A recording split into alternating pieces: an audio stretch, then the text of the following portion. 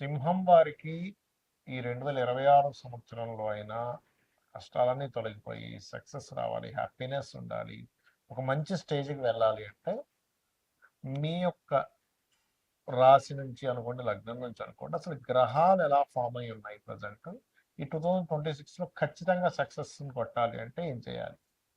ఈ యొక్క అంశాలు చెప్తుంది నేనైనప్పటికీ కూడా చెప్పిస్తుంది ఈ సాక్షాత్ లలిత అమ్మవారిగా భావిస్తూ ప్రధానంగా ఇక్కడ మనం ప్లాంటరీ పొజిషన్ అబ్జర్వ్ చేయాలి. ఇప్పుడు కూడా మనకు ఒక సిచ్యువేషన్ రావాలంటే ఎలాంటి కూర్చొని మనం చెస్ ఆడుతున్నాం, ఏం చేస్తాం? వాళ్ళు ఎక్కడున్నాయి, మనం ఎక్కడున్నాయి, మనం ఎక్కడ స్టెప్ వేస్తే ఎలాంటి స్టెప్ వస్తుంది. ఒక బిజినెస్ చేస్తున్నాం, మార్కెట్ ఎట్లా ఉంది, మనం ఎలాంటి ప్రోడక్ట్ రిలీజ్ చేస్తే మార్కెట్ వస్తుంది. అలాగే ఒక మాట మాట్లాడుతున్నాం, లేకపోతే ఒక కోర్టులో కేసు గెలవాలనుకుంటున్నాడు లాయర్, ఎలాంటి ఎవిడెన్స్ తీసుకెళ్ళి చూపించాలి, చాలా లెక్కలు ఉంటాయి కదా. అట్లాగే ప్లాంటరీ పొజిషన్స్ కూడా చాలా లెక్కలతో కూడుకొని ఉంటుంది, గుర్తుపెట్టుకోండి. సో దీన్ని అసలు ఎట్లా మీరు సక్సెస్ పొందాలనేటువంటి అంశాలు చెప్తుంది నేనైనప్పటికీ కూడా చెప్పిస్తుంది సాక్షాత్ అమ్మవారిగా భావిస్తూ.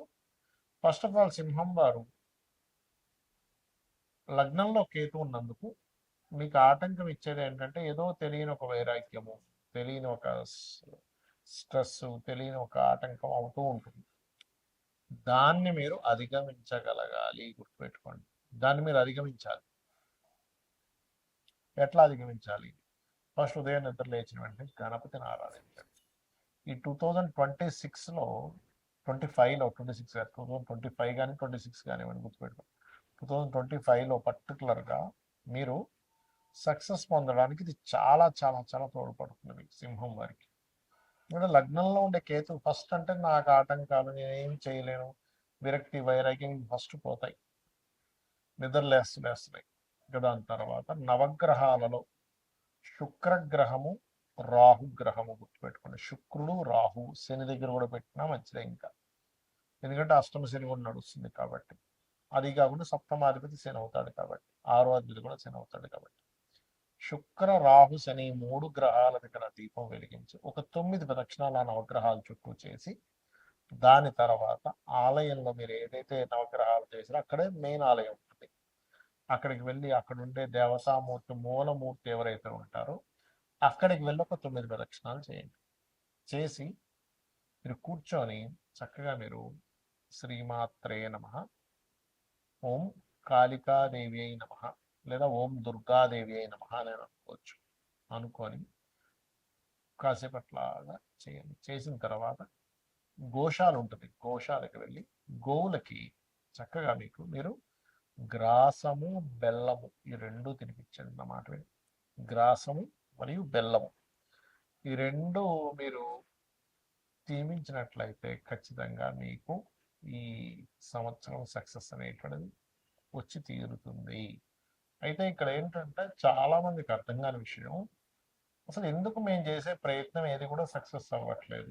ఎవరినైనా అడిగి చూడండి, మీకేంటి అంటే పలానా గోల్, అది చదువుకునే వాళ్ళు కొంతమంది గోల్ ఐఏఎస్ ఐపీఎస్ అవ్వాలని, లేకపోతే కొంతమందికి ఇల్లు కట్టుకోవాలి, కొంతమంది బిజినెస్ సాగాలని, ఇలా రకరకాల గోల్స్ ఉంటాయి.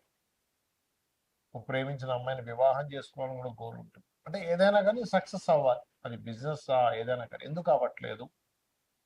ఇది మనం స్టడీ అంటారు దీన్ని, ఆస్ట్రాలజీలో ఒక విషయాన్ని స్టడీ చేయడం.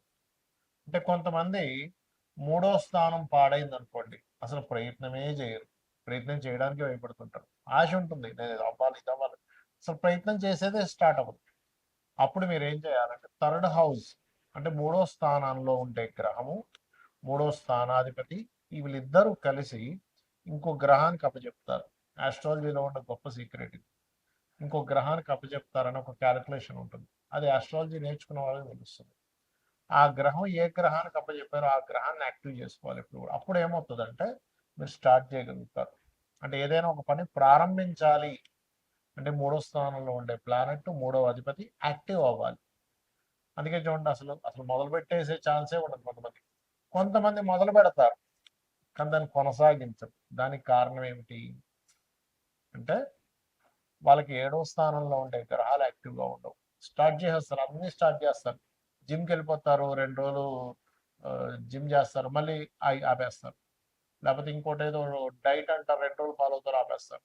నేను మందు మానేస్తున్నా అంటారు, 2 రోజులు మానేస్తారు, మళ్ళీ 3 రోజులు మొదలు పెడతారు. సిగరెట్ మానేస్తున్నా అంటారు, మొదలు పెడతారు. అన్నీ ఇంక అంతే. చదువు ఇవాళ వెళ్ళామంటే టకటక పుస్తకాలు తీసి ఇంక అన్ని పుస్తకాలు ముందున పెట్టేసుకుంటారు.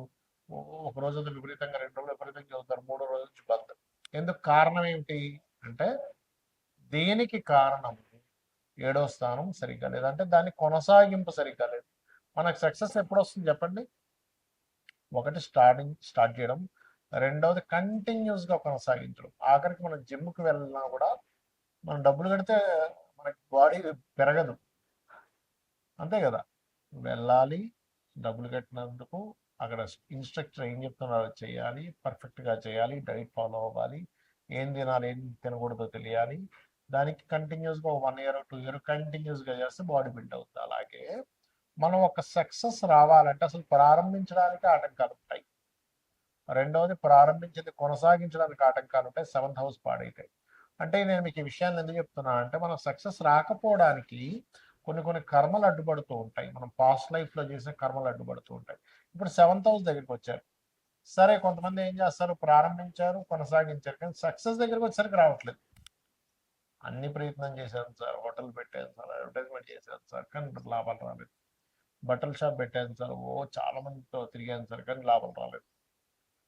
అటెంప్ట్ చేశాను సార్, చదువుకున్నాను, ట్యూషన్స్కి వెళ్ళాను, కానీ ఐఏఎస్ అవ్వలేకపోయా, డాక్టర్ అవ్వలేకపోయా. ఏంటి కారణం ఏమిటి? వాట్ ఇస్ ద సక్సెస్ అవ్వకపోవడం కారణం అంటే, 11th house is success house అంటారు.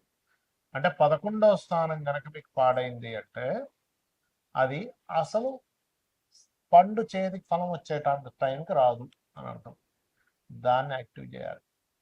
ఈ రెండు సహజంగానే 3, 7 స్థానాలు యాక్టివ్గా ఉంటే 11 ఆటోమేటిక్గా యాక్టివ్ అయిపోద్ది. కానీ కొన్ని సార్లు 11th హౌస్ కూడా డియాక్టివ్ అయి ఉంటుంది కొంతమందికి, ట్రిగర్ అవ్వదు, ఎంత మనం ట్రిగర్ చేస్తున్నా ట్రిగర్ అవ్వదు. అప్పుడు శాస్త్రాలు చెప్పింది ఏమిటి, అసలు ఏం చేస్తే ట్రిగర్ అవుతుంది? మరి జన్మజాతకమే లేదు నా దగ్గర, జాతకం ఉంటే మీ 3rd లార్డ్ ఎవరో 7th లార్డ్ ఎవరో చూసుకోవచ్చు, కానీ ఏ గ్రహాలు ఉన్నాయో చూసుకోవచ్చు, లేదా ఏ గ్రహానికి అది దాని పోర్ట్ఫోలియో అందిందో చూడొచ్చు. కానీ ఇక్కడ మీకు 11th హౌస్ ఎప్పుడైతే ఇదిగా లేదో అసలు ట్రిగరే అవుతుంది అక్కడ. ఎందుకంటే అసలు సక్సెస్ సాధించాలనే కోరికే ఉండదు 11th హౌస్ బాగోకపోతే. వాళ్ళకి ఎలా ఉంటుందంటే ఆలోచన, ఏం చేస్తాం సార్, ఏం మిగులుతుంది సార్, ఏం పట్టుకుపోతాం సార్, అంటే ఏమనంటే ఏం పట్టుకుపోతాం అని మనకుంటే అసలు భూమి మీద ఇంప్రూవ్మెంట్సే ఉండవు. గుర్తుపెట్టుకుని, ఎవడు బల్బు కనిపెట్టేవాడు కాదు, బైక్ కనిపెట్టేవాడు కాదు, ట్రైన్ కనిపెట్టేవాడు కాదు, ఫ్లైట్ కనిపెట్టేవాడు కాదు. ఏం పట్టుకుపోతాం, అయిపోయింది కదా. కాబట్టి అట్లా కాదు, మనిషి ధర్మబద్ధంగా ప్రతిదీ కూడా డిజైర్స్ నెరవేర్చుకోవాలి, సక్సెస్ అవ్వాలని మనకు శాస్త్రాలు చెప్తున్నాయి. మరి దీనికి ఏం చేయాలి? దీనికి పర్టికులర్గా లలితా సహస్రనామాల్లో ఒక నామం ఉంటుంది మీరు సక్సెస్ అవ్వడానికి. దాన్ని ఏ నామం అంటే అది ఓం ఇంద్రగోప పరిక్షిప్త స్మరతోనాభజంగికాయై నమః. ఇది బిజినెస్ ఇంప్రూవ్మెంట్స్కి పనికి వస్తుంది, మీరు సక్సెస్ అవ్వడానికి కూడా పనికి వస్తుంది. ఎందుకంటే మనం అసలు ఒక విషయంలో సక్సెస్ అవ్వట్లేదు అంటే, ఇప్పుడు చూడండి చాలా మంది తెలియక అజ్ఞానంలో కొన్ని పనులు చేస్తూ ఉంటారు. ఎవడో ఎదుగుతూ ఉంటే వాడిని వెనక్కి లాగుతారు, ఎవడో కొంచెం బిజినెస్ బాగా చేస్తుంటే వాడి బిజినెస్ ఎట్లా నాశనం అయిపోవాలని చూస్తుంటారు. ఇవన్నీ ఏంటంటే కర్మాస్ అంటారు వీటిని. మనకి ఇవన్నీ కర్మలు చుట్టుకుంటూ ఉంటాయి. ఆ జన్మలో వాడు అనుభవించలేదని వెంటనే నెక్స్ట్ జన్మ షిఫ్ట్ అయిపోతాయి. కాబట్టి దయచేసి శాస్త్రంలో చెప్పిన విషయాన్ని మనం పాటించాలి. పరోపకారం పుణ్యం, పరపీడనం పాపం. ఇంకోటిని పీడించు తింటున్నామంటే అది పాపం కిందకు మనకి జమ అయిపోతుంది, ఇంకోటికి మనం సహకరించామంటే అది పుణ్యం కిందకు వస్తుంది. కాబట్టి చేయకండి దయచేసి. మరి జాతకం లేదు, ఏ గ్రహాల దగ్గర పెట్టాలి? బుధ శుక్ర గ్రహాల దగ్గర దీపారాధన. ఇప్పుడు గురువు కూడా మిథునంలో, న్యాచురల్ మిథునంలో గురువు ఉన్నాడు.